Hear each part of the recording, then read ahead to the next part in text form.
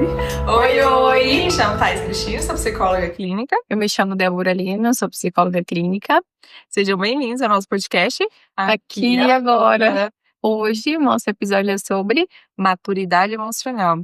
E aí, Débora, qual foi o momento que você percebeu que você teve a sua primeira maturidade emocional?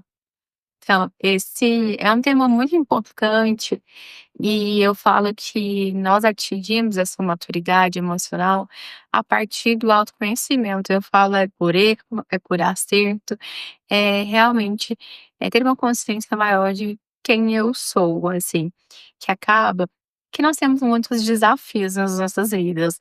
E aí, quando eu tenho essa consciência de quem eu sou, dos meus limites também, eu consigo administrar melhor esses desafios, até mesmo no relacionamento com os outros, que eu acho um desafio, ainda mais, por exemplo, no ambiente de trabalho, pessoas diferentes, né, a gente, tem afinidade com uns, outros não, então, para de fato administrar tudo isso de uma forma saudável, exige muito de nós, e eu falo que é um treino, assim, e para você, Thaís?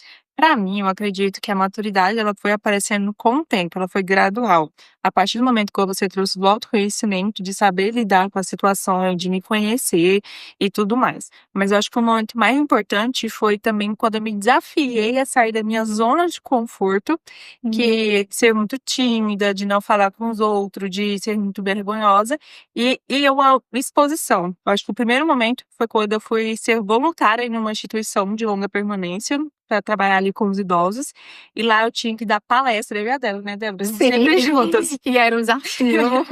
E nesse desafio era a gente criar um projeto, apresentar ali no meio de mais de 100 pessoas, sem gaguejar, sem errar. E lógico que a gente gaguejava, a gente errava, Sim. só que ali a gente foi criando uma maturidade de reconhecer tanto as nossas dificuldades, quanto as nossas facilidades e potencialidades. Eu acho ali que é um dos momentos, lógico, teve vários outros, que me ajudaram a reconhecer a Thaís de hoje, que tem uma maturidade, que reconhece seus processos, que sabe lidar melhor com as situações do dia a dia. Porque eu falo que a maturidade, ela é um equilíbrio.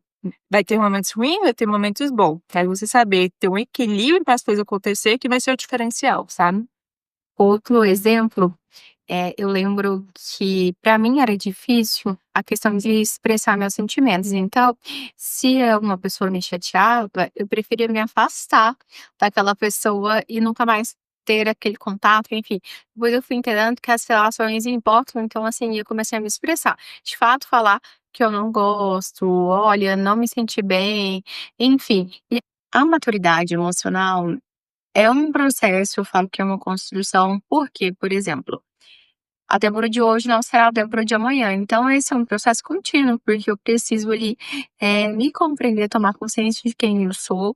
Então, às vezes, por exemplo, a questão da maternidade, primeiro filho, aí eu vou me conhecer nesse novo papel e vários Vai papéis. mudando, né? Sim, Eu gosto quando a Débora traz isso, vou trazer a teoria da psicologia do desenvolvimento de Eric Erickson, que ele falou assim, que a maturidade ela envolve enfrentar as crises do ciclo vital da nossa vida, de ser na infância, na adolescência, na fase adulta, ali no envelhecimento, para a gente aprender a ter mais resiliência e também saber adaptar nas situações. Porque, quer ou não, estamos passando por mudança ao longo da nossa vida o tempo todo. Verdade. Igual a Débora falou, a gente nunca vai ser a mesma pessoa de ontem, muito menos de um ano atrás, muito menos de 5 anos atrás. Sim.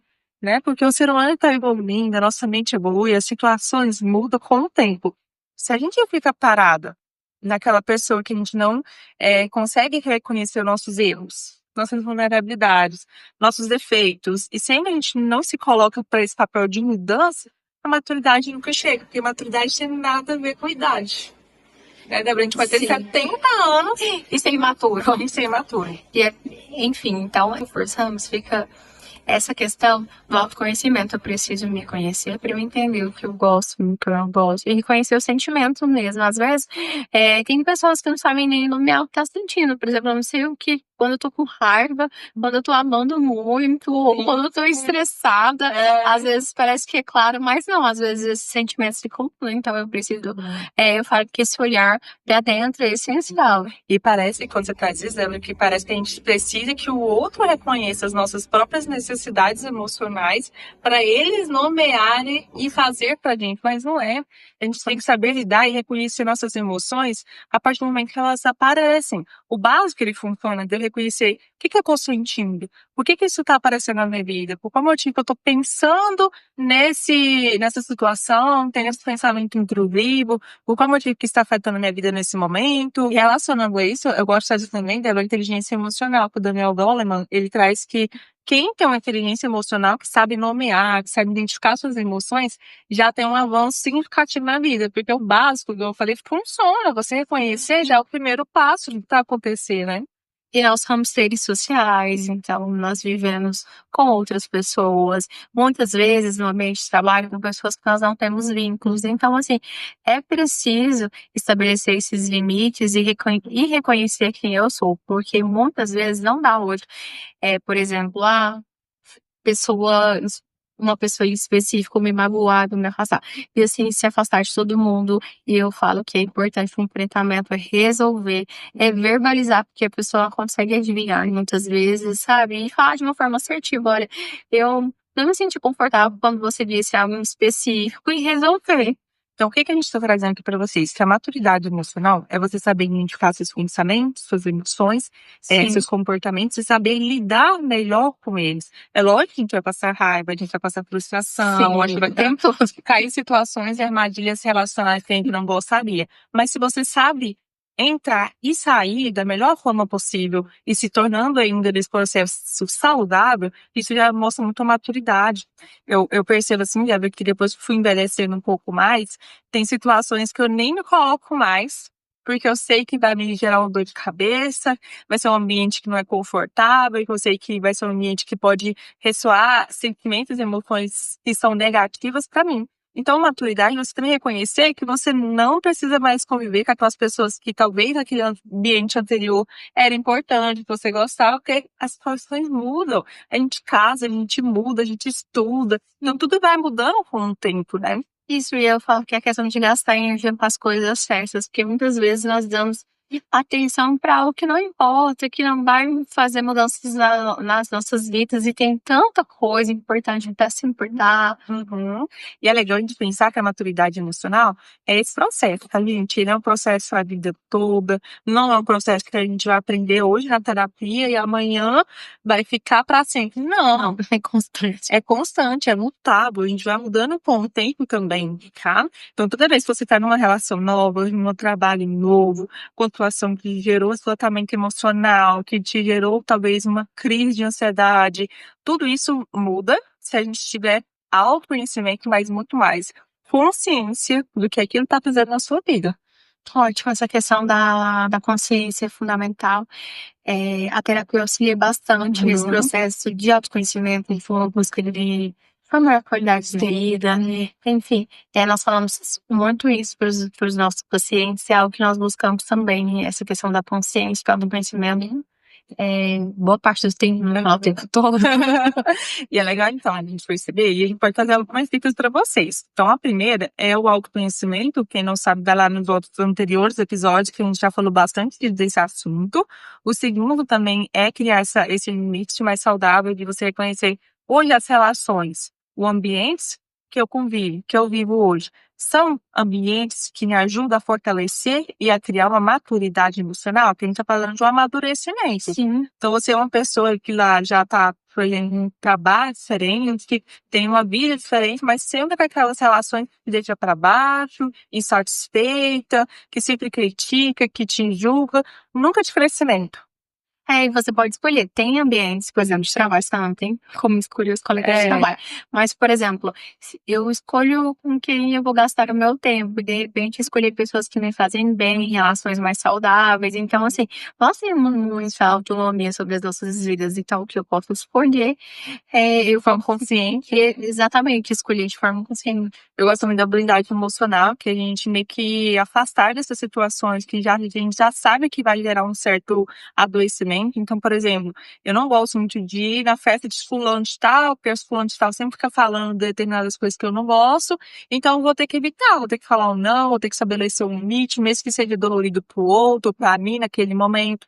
Aí, gente, a sua vida, ela importa. Então, se você não cuida dela hoje, se você não busca esse autoconhecimento, esse amadurecimento, no futuro isso vai custar muito caro. Quando você chegar ali na velhice, no envelhecimento, você vai perceber quais foram as escolhas que você fez, mas principalmente aquelas que você não fez e deveria ter feito, mas não fez porque o outro ia se sentir mal, ou porque o outro ia criticar, né, Neuro? É importante falar sobre a autorresponsabilidade. Você é responsável pela sua vida. E às vezes nós queremos culpar, às vezes eu percebo um estado culpando os pais, mas eu já saí daquele período da infância, né? Então, o que eu posso fazer com as coisas que aconteceram comigo? Então, essa questão de saber que eu sou autor da minha própria história e buscar, protagonista, né? sim, o protagonismo, porque é muito fácil falar pro outro. E quando a gente joga a responsabilidade solta, aí sim que a gente nem tá assumindo o nosso papel de protagonista e amadurecimento também, né? Sim.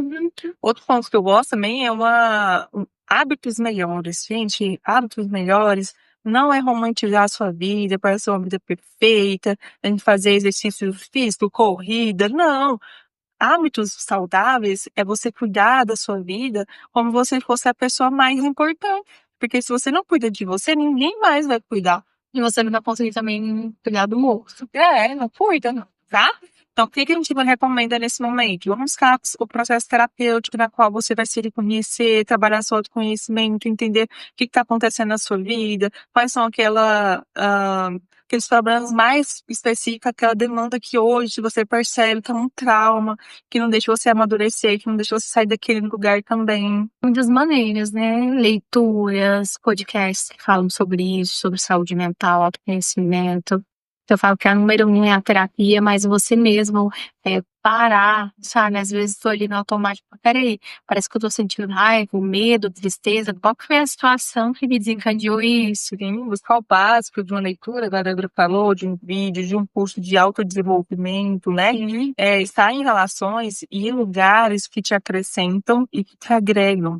A gente precisa reconhecer que tem pessoas, que tem ambientes e que tem situações que estão afetando de forma significativa e negativa na nossa vida. Sabemos que é muito difícil, é um processo, é um treino diário também, só que se a gente deixa postergar muito tempo, uma hora cobra, tá? Então, essa foi as nossas dicas para vocês, para criar um amadurecimento emocional, que é a nossa maturidade. Acho que aqui a gente poderia falar mil e uma coisa. Tem muita coisa para falar, mas nós queremos falar as coisas principais, mas é principalmente para reforçar essa questão da consciência de quem você é, buscar o autoconhecimento, que é essencial, e vocês vão ver a diferença na vida de vocês. Lembre-se de se cuidar com amor, Lembre-se que você é importante, que você é incrível e que você é especial. Então, se vocês gostaram desse episódio, acompanhe a gente todas as segundas-feiras, podcast aqui agora, Psicologia na Vida Real. Meu @é thaisvestino.psi. O meu é Débora Lima.psicologia. Até a próxima. Tchau, tchau.